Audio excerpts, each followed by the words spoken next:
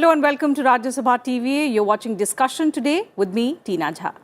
On the show today, we will talk about the Code on Occupational Safety, Health and Working Conditions 2020.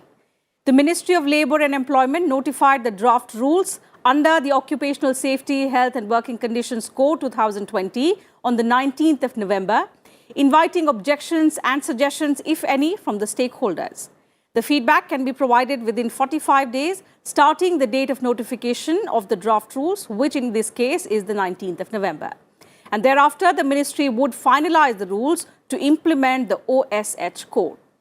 Now, the draft rules provide for operationalization of provisions in the code related to safety, health and working conditions of the dock workers, building or other construction workers, the mines workers, interstate migrant workers, contract labour, working journalists as well, audio-visual workers and the sales promotion employees. Some of the salient features of the draft rules include provision of an appointment letter in prescribed format, which would include designation, category of skill, wages, avenue for achieving higher wages or higher position to every employee of an establishment within 3 months of coming into force of these rules.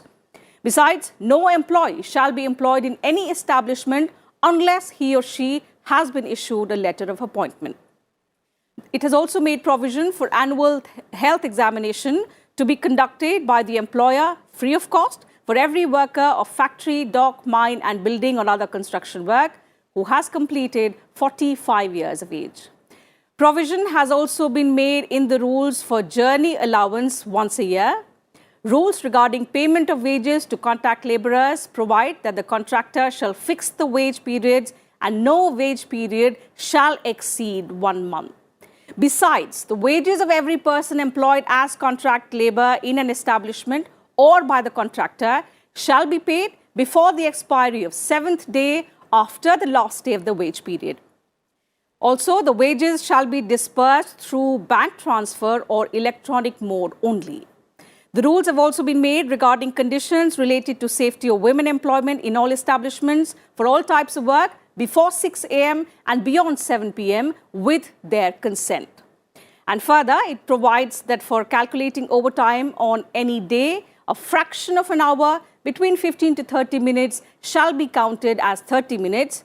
Currently, less than 30 minutes is counted as no overtime. So on Discussion today, we will analyze all these salient features of the Code on Occupational Safety, Health and Working Conditions 2020 and the changes it aims to bring about. So to discuss this and much more, we are being joined on the program by two distinguished guests. Let me introduce them to you. We have with us Mr. P.P. Mitra. He is former Principal Advisor, Ministry of Labour and Employment. Welcome to Discussion today, sir. And Mr. Sangram Patnaik, he is Advocate, Supreme Court. Thank you for joining us on the show, sir. P.P. Mitra, sir, if I could begin the program today with your thoughts on the draft rules under the Occupational Safety, Health and Working Conditions Code, and what are the kind of changes you think it is going to bring about? Yeah, the code actually is a culmination of an effort which the ministry had started a couple of years back on improving the working conditions, the safety and health, and in the broader perspective to ensure decent work. I think this is a major step towards that direction, and the new provisions which I have just mentioned add to this decency of the working conditions in India. Particularly, we are quite concerned about the unorganized workers, which constitute about 92% of the workforce. And recently, we have seen the plight of the migrant workers. So the government has taken into consideration all these aspects and has taken the opportunity to incorporate them in a statute and followed up by rules in the Occupational Safety and Health Code rules of 2020. Now, the point is that in what way are these rules step in the right direction? As you rightly said, the issue of an appointment letter, the annual checkup, the ensuring of wages on time, the consultative mechanism that has been brought into the code through an Occupational Safety and Health Board, brings in the wider perspective of the government to not to become prescriptive in its approach. If you see the earlier Factories Act, the Mines Act, all the the occupational safety and health related legislations were prescriptive in nature, in the sense that we were prescribing every single thing under the statute. Now, what we have done is we have kind of make the framework very dynamic in terms of ensuring a broader consultative mechanism. Earlier, this was there in spirit, but now it has brought into practice and given us statutory shape, so that the safety and health aspect, including the working conditions, will emerge as a dynamic system within the changing framework, because we are going to see a lot of changes in the world of work. Yes. And naturally, with these changes, the legislation, the statute naturally has to change with the changing perspectives. So I think the consultative mechanism which the government has ensured through the Occupational Safety and Health Code would kind of bring in this dynamic element which was required for a long time. So I think with these initial observations, I think we can continue the discussion further. Sure. Mr. Patnaik, let me come to you now. What are the salient features that stand out for you, which you think will enhance the working conditions of the workers in our country? See, ultimately, that is in the knowledge of everyone that the statute has come in place. Of course, it is not notified as yet. But I must start by saying, rules without a statute, it is just like a man without a teeth. Ultimately, the rules are essential to implement the statutory provisions of the act. Now, such benevolent regulation that has come in picture by, inviting the suggestion for those rules and what are the changes, what are the improvements, all stakeholders want, those things have come in picture. But I must say, let me come back to the topic again, that the provisions of this code, particularly the rules where the comments have been invited within another 45 days, is no doubt one of those remarkable legislation that has come in picture. Number two, we are waiting for it. Suppose I'm a practicing lawyer and somebody is a consultant and, all stakeholders, be that employer, employees, government, what is that purpose? Purpose is the clarity without corruption, and without probably the litigation also. For example, I would give only 2-3 examples. A female employee, for example, that consent to be taken for a female employee if she wanted to work particularly if an employer wanted to take her work after 7 p.m. in the evening or prior to 6 a.m. in the morning. Those consent, the mandatory part, now come into picture. The safety part, let me touch upon the safety part also. For a female employee, you have to pick her up and then to drop at the workplace. All those things were not mandatory. Now it has become mandatory. Third, the comfort rooms, the bathrooms, the washrooms, all this has to be lit up properly from your workstation to your the washroom. That has to be not to be very far off. All those things have come into picture. Now let me come to the working class, the migrant workers. See, experience speaks for all of us. We have experienced this pandemic. Everybody knows in the March 2020, there are a lot of labor class people while traveling back to their own villages, to their own homes or the cities, they found a lot of difficulties. So even if the bill was presented and the bill was in place, now there is a complete revamp and there is a change, even taking into consideration the present requirement of time. Particularly, for example, there is a migrant worker. You have to, pay the bill. You have to put that, suppose, for example, somebody has to be, somebody wanted to go to Bihar, somebody wanted to go to Odisha, for example. So you have to, put that bill, not as you suggest, there has to be a second class train fare, and there has to be a certain amount, which is a decent amount for a labor or for a worker to come from his workplace to his own hometown or even to his village. Third, what could be the more remarkable than when I join an organization, I must know my terms of employment. Earlier, it was not mandatory. Now, like you rightly said at the beginning itself, that when a person joins an organization, he or she should know what is the terms of employment. What is the skill he is occupying? How much, suppose, for example, if I work for 1 hour or 2 hours, I must get the promotion. All those things are clear as like as the daylight right from the beginning. Then I would definitely come to another significant, aspect, I must say. It is not a one-night affair. 13 legislations culminated into one code, and then there is an assimilation of so many aspects. 1948 Factories Act, 1996 is the last act, 13 acts, central acts, has been converted to one code. So the discipline, the clarity, and which would clear, the employer and employee are clear that what are they going into. Suppose if I cannot provide this kind of platform to my employees, I am out. Similarly, from the employee's point of view, that they know that yes, they are going to join an organization where these are the systems they have to follow. Okay. So this is my first observation of the evening. Mitra sir, all these provisions that have been pointed out by Mr. Sangram Patnaik so beautifully, it all looks good on paper, of course, because the effort is to extend as much benefit to the workers, give them decent working conditions and make their lives easier. But the challenge, of course, is always in its implementation. Yeah, I think you have raised a very important point.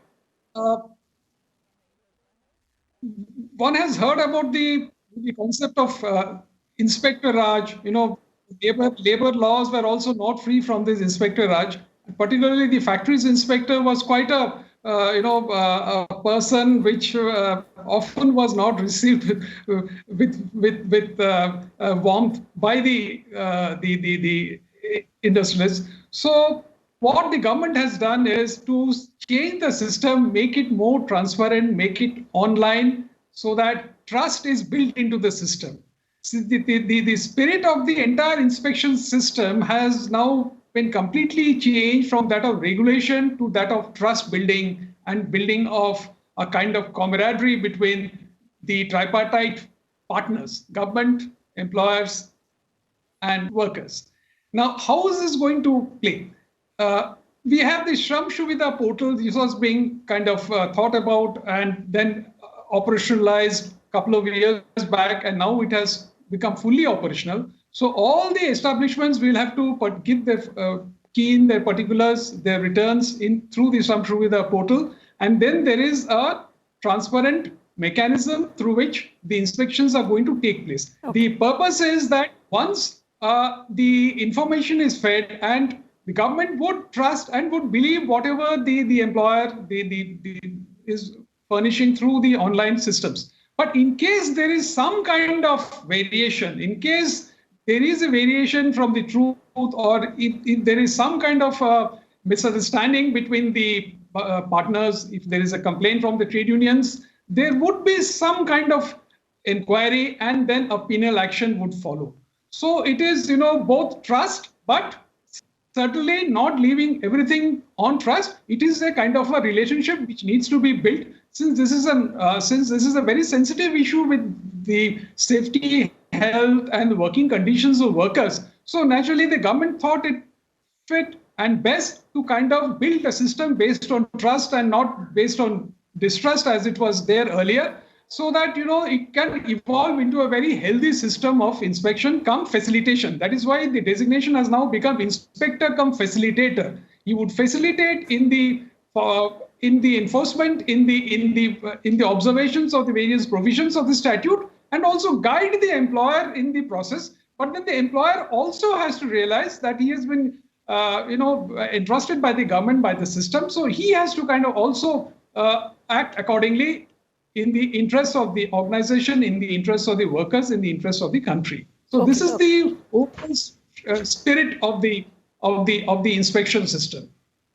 Okay, taking the discussion forward, coming back to you, Mr. Patnaik, of all the provisions that we've been discussing, there are several new provisions which are going to benefit the workers. One striking feature for me particularly has been the conditions related to safety of women employment in all establishments, which says for all types of work before 6 a.m. and beyond 7 p.m. with their consent. How practical is this provision? And I ask you this because when the maternity benefits law was passed in the country, there were several private companies which altogether stopped hiring women employees because they didn't want to give 6 months maternity benefit to the female workers. So will this sort of provision once again lead to something similar? See, I beg to differ with great respect. The law is there, right? How best we can implement it is up to us. All of us are stakeholders. Be that employer, be that employee. I must know my right, how to implement it. Yes, there is a provisions and we must go ahead with it. But to say that, yes, that an ex-employer is not complying with these provisions, I have a remedy. You have a remedy for it. But when there is a legislation in place, suppose, for example, you asked me a very pertinent question. I mean, there's $1 million question. Can you have enough laws without having any teeth to implement it? My answer is no. Law has no meaning in the eyes of, I mean, if you ask me, there can be a number of laws. But if you cannot implement it, what is the fun in having it at all? So therefore, my only point, which I would like to make it very clear, that suppose, any female or lady members of any organizations, they need a consent to work beyond 7 p.m., for example. There is a reason for it. There is societal values attached to it. Suppose X doesn't want to work beyond 7 and it has to be in writing. Suppose the consent, it cannot be orally that, yes, my boss wants that I should work till 8 o'clock, 9 o'clock, 10 o'clock. It's not up to him. I must put it in writing. This is my consent or I am not giving the consent. So no employer would force any female employees to work beyond that time. Yes, it is after the consent. Now, suppose what happens in the practical aspect, on the field, what happens? Your boss or ex-boss would say, no, please work a little further. But then it is up to you to accept or not to accept. Legal provision is there. It is up to you to take it or not to take it. That's my simple and precise answer. Okay. But, sir, to ensure enforcement, effective enforcement, what are the kind of checks and balances that would be required? Not just for this, but for all provisions. Very true. No, you are absolutely correct. Checks and balances. See, I must say, we must have a stick and carrot policy. You cannot always say or blame industries for that matter or management for that matter. It has to be employer vis-a-vis employee. If the employer is happy, they must continue the same employee, and the employee is also ready to work, twice harder than what she used to do or he used to do. We cannot blame one part of the system to say that no, we have to have this realization because our laws are not employee friendly. I'm sorry. It was there, but now in order to refer to all these 13 acts, and we would now refer to the code where everything is clear.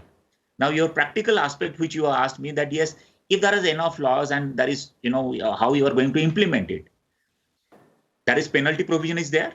Suppose, for example, yes, now it has come to suppose now you have to give that 50,000 as a penalty without having the prosecution. If there is a prosecution, that doesn't mean that it has to be complied. It has to come within. People may say that I'm emotional. I'm not. The fact remains, implementation of each and every aspect of law, two things are required. One is that knowledge of that provisions or the sections to every stakeholder. Number two, suppose I don't follow. I have to go behind bars. I have to be penalized. So all those things should be clear to any organization and every organization. So therefore, the law or the statute would be a super success rather than we would be debating in the next year that this law is being passed 1 year now and it is not success.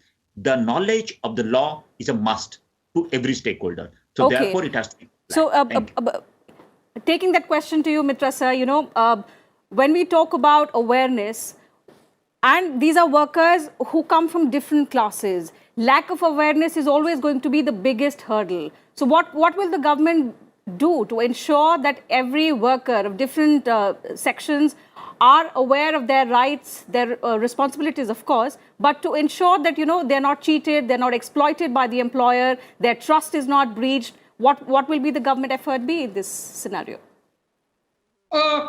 See, there is a twofold system to ensure. One is the overall awareness, what you have mentioned. I think the trade unions have an important role to play. The safety committees, the provision for a safety committee in the OSH code also kind of create a lot of awareness about safety, health, all these issues, particularly on the safety side of it. Discussions and, kind of an open approach to the entire problem. You see, what happens on many occasions is that we have a fixed mindset. As an employer, as a manager, I would say, okay, I am aware of it, so you don't need to discuss. I think this atmosphere of opacity will kind of come down, because if the safety committees become more proactive, if the trade unions become proactive, if the workers' representatives become more proactive, I think awareness would automatically get built into the system. And once the awareness gets built into it, the consciousness and everybody would kind of feel more responsible about it. But yes, there is also the complaints-based system. If, for instance, as you have said, that if the employer is not kind of giving the wages or not even paying the minimum wages, there is a complaint system has been made available. But then this is not probably the solution. The solution has to be a kind of a bipartite kind of an approach, where both the employers and the workers' representatives sit together and resolve it amicably. So these bipartite forums, be it in the OSH code, be it in the industrial relations code, all these bipartite forums are extremely important for trust building and awareness building. Okay. Coming back to you, Mr. Patnaik, we've spoken about the benefits, we've spoken about the challenges in implementation. To summarize, can we say it is a move towards operationalizing path-breaking labor reforms, or something more is needed? What's your opinion? See, I would say that, yes, I entirely agree with Mr. Mitra when he says that it is actually a step in the right direction. No doubt about it. It is only time is going to speak for itself that how best we are going to implement. It's not with regard to that. See, we have waited right from, our independent time till now, 13 legislation, at least something is in place today. So we must appreciate the effort and the perseverance, particularly in the pandemic situation also. The bill is passed within a month. Now it has to be notified. The rules have also come in place, which within 45 days you have to react or give a reaction to all those suggestions that has come. So what else we expect? As a stakeholder, I must say it is one of the remarkable achievements of the present era, where labor legislation is going to be streamlined, assimilated into one box, where we would say this is probably the answer which we are waiting for it. Okay, PP Mitra sir, what are your suggestions? One quick closing comment from you, sir. Well, as Mr. Patnaik has said, that is a step in the right direction, but we will gain as we kind of move along, because a lot of changes are going to take place. But this is a step in the right direction, and a step which was probably not even thought of, or which we could not have imagined maybe a couple of years ago. So that has kind of seen the light of the day. Having come this far, I think, as I've said in the beginning, the decent working conditions is bound to kind of usher into this country, provided the stakeholders realize the spirit of bringing this decent work. But unless the working conditions improve in this country, your productivity is not going to go up, your national income is not going to go up, and the benefits are not going to be distributed. So this is a step in the right direction, I would say. Indeed. So some really valuable suggestions coming in from our panelists. Thank you, gentlemen, for joining us on discussion today and sharing your perspective with us and our viewers. Pleasure having you on the program, sir. So with that, I'll have to call it a wrap on this edition of Discussion Today. We'll be back same time tomorrow with another subject and a different set of panelists as well. You can also watch our program on YouTube and share your feedback and suggestions as well. Thank you very much for your time.